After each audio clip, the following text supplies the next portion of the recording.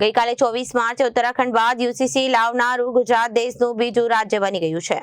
મુખ્યમંત્રીએ બિલ રજૂ કરતા સત્તા પક્ષના ધારાસભ્યોએ જય શ્રી રામના નારા લગાવ્યા તેમજ ભાજપના સભ્યોએ પાટલી થપથપાવી બિલને વધાવ્યું હતું। આ બિલને પસાર કર્યા બાદ શાસક પક્ષના નેતાઓએ ભારે હળવાશના મૂડમાં જોવા મળ્યા હતા અને ગૃહની ગંભીર અને લાંબી ચર્ચાઓ પૂર્ણ થતા જ વિધાનસભાના અધ્યક્ષ નાયબ મુખ્યમંત્રી સહિત મંત્રીમંડળના સભ્યો અને અનેક ધારાસભ્યોએ કાફલો સીધો ગાંધીનગરના ઘ4 સેન્ટ્રલ વેસ્ટા રોડ પર આવેલા ડેસ્ગોલા સેન્ટર ખાતે ઉમટી પડ્યો હતો। બિલ પસાર થયાની ખુશીમાં યોજાયેલી આ અનૌપચારિક મહેફિલમાં તમામ નેતાઓએ રાજકીય ગરમાવો બાજુ પર મૂકીને ઠંડા ગોળનો સ્વાદ માણ્યો હતો। ગચાર સર્કલ પાસે આવેલા સેન્ટર પર એકાએક મંત્રીઓ અને ધારાસભ્યોની હાજરીથી સ્થાનિકોમાં લોકોમાં પણ કુતૂહલ જોવા મળ્યું હતું।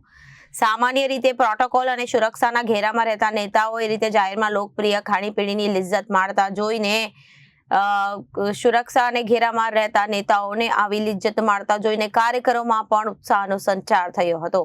મહત્વના કાયદાકીય કામકાજ બાદની આ પળોએ મંત્રીમંડળની આત્મીયતા અને ટીમ વર્કની ઝલક પૂરી પાડી હતી।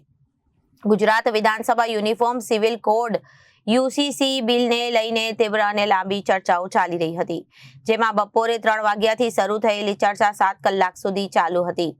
સભ્યો દ્વારા વિવિધ મુદ્દાઓ પર ઊંડાણપૂર્વક ચર્ચા કરવામાં આવી હતી, જેના કારણે ગૃહનું કાર્ય સમય મર્યાદાથી વધુ ચાલ્યું હતું।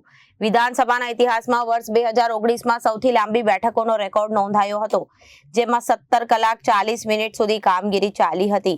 વહેલી સવારે 3:40 સુધી કાર્યવાહી ચાલુ રહી હતી। તે દિવસે એક જ દિવસમાં 9 બિલ પસાર કરવામાં આવ્યા હતા। Bureau report, Janadesh news.